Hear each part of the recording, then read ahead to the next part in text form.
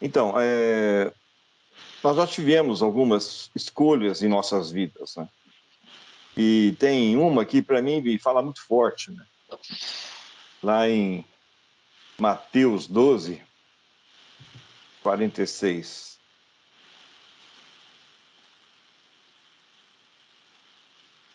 Fala. Posso ler? Sim. Falava ainda Jesus ao povo, e eis que sua mãe e seus irmãos estavam do lado de fora, procurando falar-lhe. E alguém lhe disse: tua mãe e teus irmãos estão lá fora e querem falar-te. Porém, ele respondeu ao que lhe trouxe o aviso: quem é minha mãe? Quem são meus irmãos? E estendendo a mão para os discípulos, disse: eis minha mãe e meus irmãos. Porque qualquer que fizer a vontade do meu Pai Celeste, esse é meu irmão, irmã e mãe. Essa escolha, né, quando nós estávamos ainda com os nossos contemporâneos, com nossos irmãos, pai, mãe, tudo, né? A gente acabou fazendo uma escolha. E, para mim, foi acertado, mas, ao mesmo tempo, a honra que nós tínhamos com os nossos irmãos e com o nosso pai e mãe se manteve. Né? Porque a gente nunca fugiu da casa de quem quer que seja. Né? Mas fizemos uma opção, uma escolha, como também Cristo fez aqui, né? Nós escolhemos, né, a família da fé, né, vamos colocar assim. E tem uma promessa muito forte, né? Quem deixou para trás pai, mãe, irmão, irmã, esposa, filho, isso, aquilo, outro, não sei se fala desse jeito, né? Vai receber o cêntuplo, né? Esposa e filhos, não, acho que não fala não, mas irmão e pai fala, né? Irmão, pai e mãe. O que acontece? A coisa vem multiplicada, né? Porque você, olha bem, qualquer que fizer a vontade de meu Pai Celeste, este é meu irmão, irmã e mãe. Né? Então eu estou me fiando por essa passagem aqui, por essa fala de Cristo. Tá? E, evidentemente que o amor que eu tenho por cada um de vocês é grande. Eu tenho prazer de estar aí em Garanhuns, eu tenho prazer de estar aqui nas nossas reuniões. Tá? De vez em quando eu falto na reunião também para poder dar um pouco de atenção também para a minha esposa e para os meus filhos, né? Penso eu que é necessário, afinal de contas. Eu não posso também negligenciar essa parte. Agora, o que acontece? De fato, para mim, o melhor lado está justamente nessa fala de Cristo. Então, a gente também tem participado aqui na nossa reunião e a gente tem prosperado, porque a gente vê claramente a necessidade, a postura de cada um no que tange a andar com Cristo Jesus. Estamos sempre acertando? Evidente que não. Estamos sempre tendo o máximo de autoridade? Evidentemente que não. Estamos sempre na plenitude de Cristo? Evidentemente que não. Mas uma coisa é certa, né? Esquecendo-me das coisas que para trás ficam, sigo avante no meu alvo, que é Cristo Jesus. A gente também tem feito essa situação, né? Agora, isso não quer dizer que nós temos que esquecer filhos, esposa, isso, aquilo, outro, né? Estou falando o seguinte, coisas, né? Não estou falando de pessoas. Esquecendo-me das coisas que para trás ficam, sigo avante, né? O que eu quero nessa reunião aqui hoje, né, não é falar de dor, de problema, disso, aquilo, do outro, não. O que eu quero é justamente o seguinte, atentar, né, os nossos olhos, né, para que nós enxerguemos como em Cristo Jesus podemos interferir por via direta, por via indireta, não sei, tá certo? Oração somente? Não sei. Vamos agora declarar? Não sei. Entende? Então, eu estou cheio de não sei hoje, tá bom? Eu quero abrir essa nossa reunião aqui, essa nossa conversa, para justamente o seguinte: o que nós temos latifúndio, né, que é a nossa relação familiar, né, como fazê-la mais intensa em Cristo Jesus, tá? Como fazê-la funcionar mais intensamente em Cristo Jesus, tá? E tomar o senhorio de Cristo nisso, tomar a autoridade de Cristo nisso, tá? Porque, né, eu vejo muito Jó, por exemplo. O que ele fazia, né? Tava lá os filhos e as filhas de Jó, né? Ou a filha, não sei, reunidos, né? Então, ou seja, tava lá todos eles reunidos e o pai em casa orando, né? E eu não consegui ver se ele participava das festas dos filhos, né? Pelo menos eu não consegui entender dessa forma, né? Dá a impressão que estavam os filhos reunidos, né? E Jó não estava junto com eles, né? Porque se também tivesse, morria junto, né? E que pecavam lá, viu? Hein? E Jó via que o que eles faziam lá era pecado.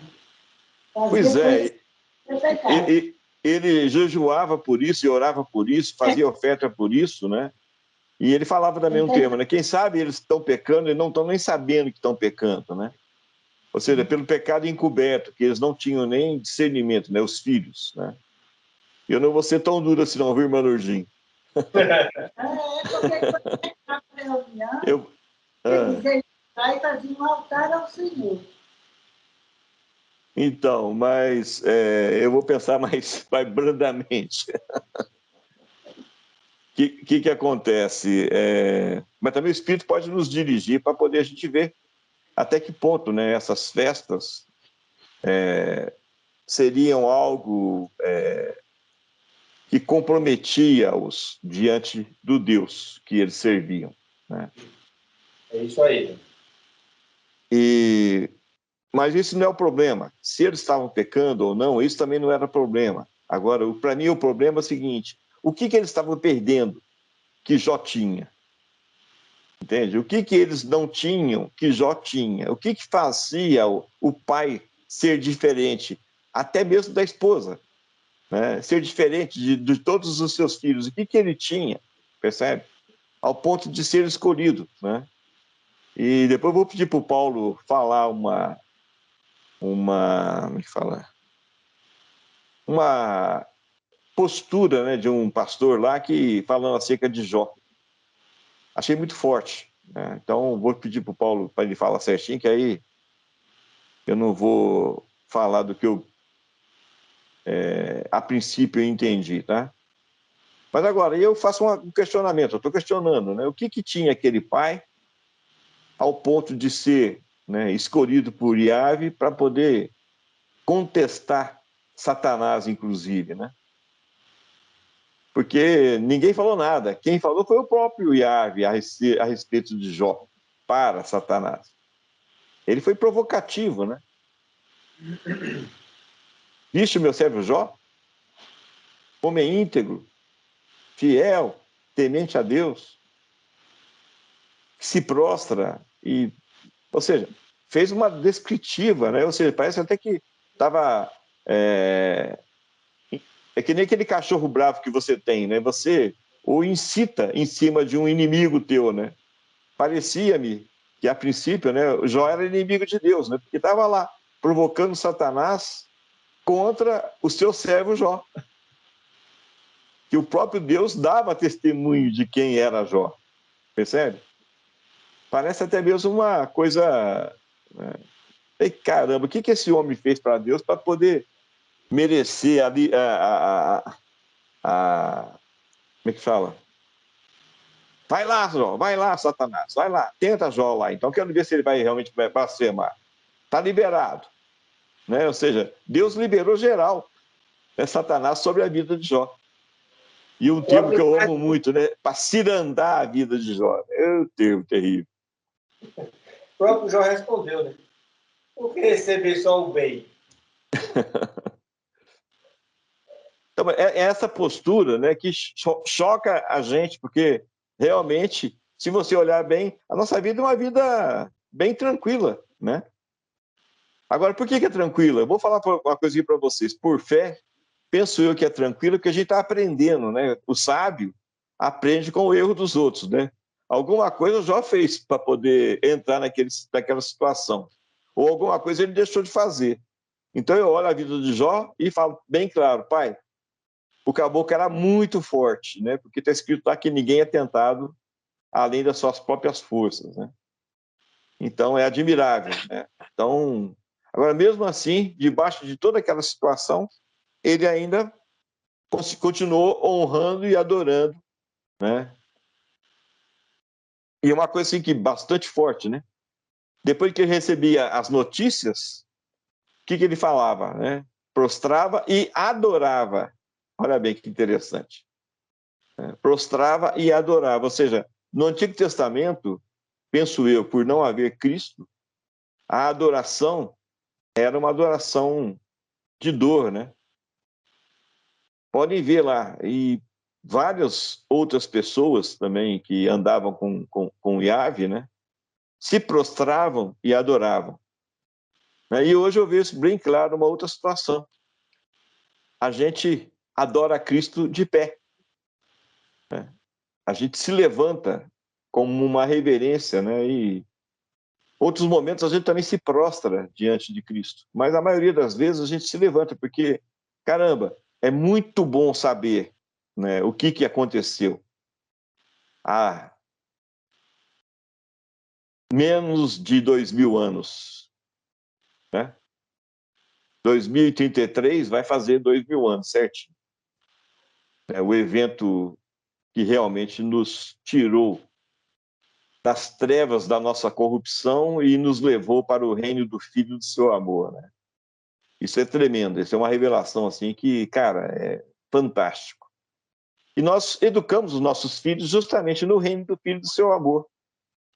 E de vez em quando dá a impressão de que eles voltaram para o reino das trevas, das nossas concupiscências e corrupções, né? E é exatamente essa situação, né, que eu tenho também orado. Pai, coloca no coração dos meus filhos, né, esse temor, né, essa vontade de perceber, a revelação de perceber, né, que esse sistema do politicamente correto não é da tua natureza. Não é condizente com a tua natureza, não é condizente com a tua magnitude, com a tua pessoa, né? E para que eles possam sair, né? Aí sim, para mim, enquanto tiver aí um justo, né, eu vou fazer. Abraão orou pelo seu sobrinho, né, por Ló. Enquanto ele orou, ele foi pedindo, se tiver 1000, se tiver 500, se tiver 100, sei lá. Não sei quando é que ele parou de novo, não, que eu, de vez em quando eu esqueço, né? Eu leio e esqueço, leio e esqueço. Acho que ele parou com 10 justos, né? Não sei, lembro direito. Mas e se ele fosse até um único justo? Será que o pai pouparia toda aquela cidade? Eu fico pensando também. Aí, como só tinha um justo com a sua casa, né, o anjo da morte, exterminador, foi lá e falou, olha, sai logo. Nós vamos queimar isso tudo aqui. Entendeu? E não olhe para trás. Tá? Sai logo, fuja rapidinho, que a coisa já está acontecendo. Já começou a cair fogo já. Né? Mas a intercessão de Abraão foi para dar tempo para Ló sair de lá. Né? A intercessão... Pode falar. Às vezes eu penso que Ló não era justo, foi por amor a Abraão que Deus não vai tirar ele de lá. Nem Ló era justo. Mas, como diz, ainda bem, irmã, que a opinião sua lá não surtiu efeito. Prevaleceu a opinião de Abraão, né? E Abraão tinha o seu sobrinho como um homem justo, íntegro e temente a Deus. E a intercessão foi muito intensa, né? Ao ponto de realmente haver diante do altar de El Elyon ou de Yahvé, né, uma resposta para aquela situação. enquanto ele estiver lá, eu não vou fazer nada, mas fala para ele sair logo. Né? E os anjos foram lá e falaram com Ló para ele sair, e ele saiu. Né? É lógico que ele não fez coisas, como diz, corretas, né? Ele oferecer as suas filhas, né? E sei lá como é que foi o trem lá, né? Mas poder... Eu não sei se eu estou misturando as bolas aqui. Eu não sei se eu estou misturando passagens aqui. Acho que o pessoal queria ter relações com os anjos que foram lá para poder fazer Ló, não foi? Ou não? Sim. Então tá bom, então é certo, é isso mesmo. Desculpe, viu, mas parece que a idade está me fazendo esquecer algumas coisinhas. Mas eu sou jovem. Eu estou com lapsos de memória, mas eu não sou velho, não, eu sou jovem. E eu também. O que acontece? São atitudes repreensíveis, né? Mas mesmo assim não foi levado isso em consideração. Ló saiu com a sua família. E, infelizmente, a mulher olhou para trás. Né? Mas isso também não vem ao caso, não nega a situação todinha. Mas foi exterminada toda uma cidade pela impiedade que habitava neles. Agora, essa situação todinha que aconteceu não impediu, né, que aquele homem, né, vamos colocar agora, vou aproveitar da opinião da irmã Lourdinha aí, Ló era justo perante os olhos de Abraão, né? Então, pelo menos perante os olhos de Abraão, Abraão intercedeu e Ló foi poupado.